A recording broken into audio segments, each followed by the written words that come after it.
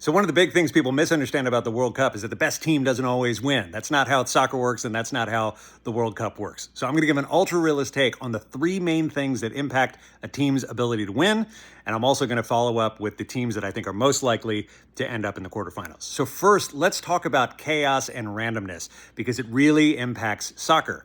Now, every sport has this. You kick the ball a quarter of an inch to the right and it hits the post and doesn't go in, or, a defender gets his toe on the ball. That happens in every sport, but because soccer is so low scoring, and because there's only like 20 or 30 shots on goal in any given game, it means that that randomness has a much bigger impact on the outcome of games than it does in other sports.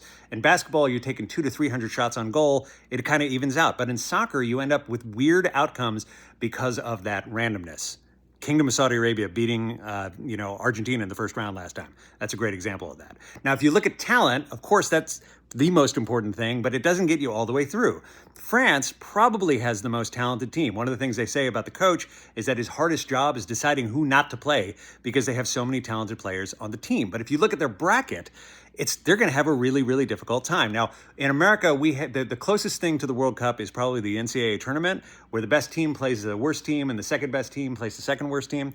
It doesn't work like that in World Cups. It's all set to this predetermined grid of, group winners and group losers and how they're going to play each other in the tournament. Now, France, in their first game, is playing Sweden.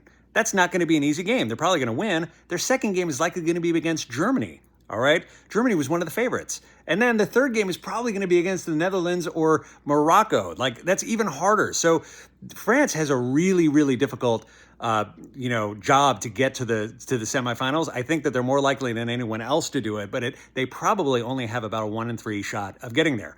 The United States is a little bit better. We have a relatively easy first 2 rounds, and then we hit a wall with Spain in the third round. That's going to be really challenging.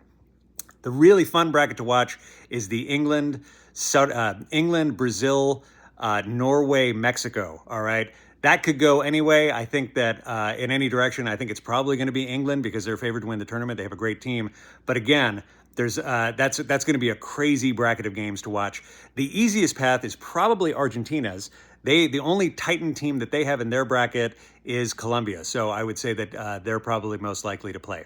So if I had to guess who the most likely candidates for the semis are, it's probably going to be France playing either the Netherlands or Morocco, the United States playing Spain, England playing against Brazil, and then finally Argentina playing against Colombia. So that's my ultra-realist take. Would love to know what you think. Drop a comment and let me know. Thanks.